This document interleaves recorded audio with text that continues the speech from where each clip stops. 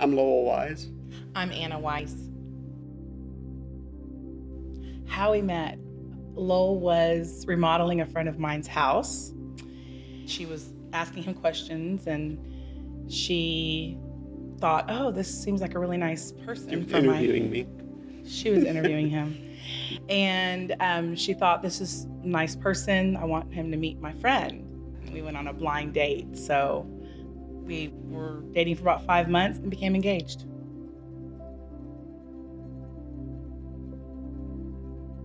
While we were married, I didn't know this, but he was on antidepressants. I started noticing that he would have panic attacks.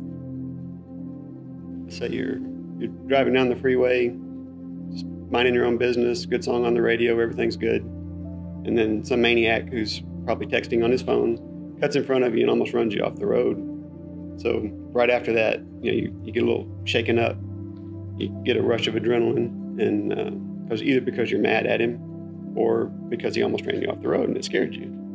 So that's nowhere near what a panic attack is. That's just a tiny little bite of the fight or flight instinct. My approach to him was, just get over it, or, it's all in your head. And he used to get really upset with me for saying those things, but I just didn't understand it because I had never had one.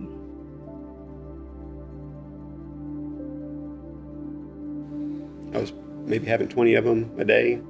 It was debilitating. Like every single night, I just dreaded going to sleep. I was afraid to go to sleep because 2 or 3 o'clock in the morning would come around and I'd wake up from a dead sleep in the middle of a panic attack, heart racing, flooded with adrenaline.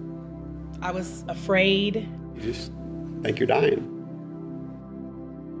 I just remember one time in particular, we were at a Christmas party. It's a semi-formal event. We got all dressed up and we were there probably about 45 minutes. He's telling me we gotta go and I'm kind of upset. We ended up leaving, but I couldn't figure out why. He said, I would rather have my fingernails pulled out of my nail beds than to be at a party where I have a panic attack. And it was at that moment that I thought, wow, for him to verbalize how he felt and how it made him feel, it concerned me that that's the length to what he's been dealing with. And so I had to realize that I needed to change my perspective. Of course you pray because you're scared. But I think that he's taken me to the places to get the information that I needed to figure out what these are.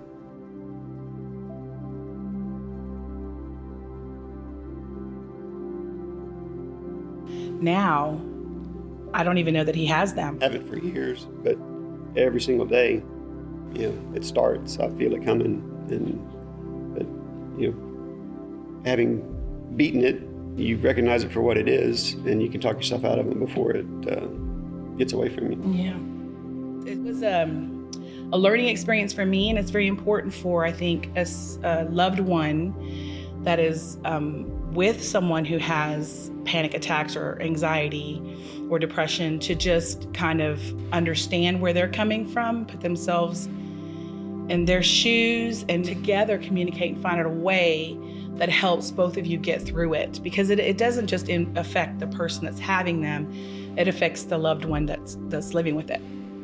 And so by helping each other and the loved one supporting the other person, I think it helps to overcome. Yeah, I pray that he uses me to help people. You're not crazy, you're not weak, just learn what you can about it. You can't fight it if you don't know what it is. Don't pay attention to the people who, even though they're probably well-meaning, tell you that it's all in your head. Get over it. We also have friends that have been dealing with panic attacks and anxiety, and he actually coaches through their panic attacks. They know that he's been through it, and if he's done it, then I can do it. And so it's really been... That's what helped me.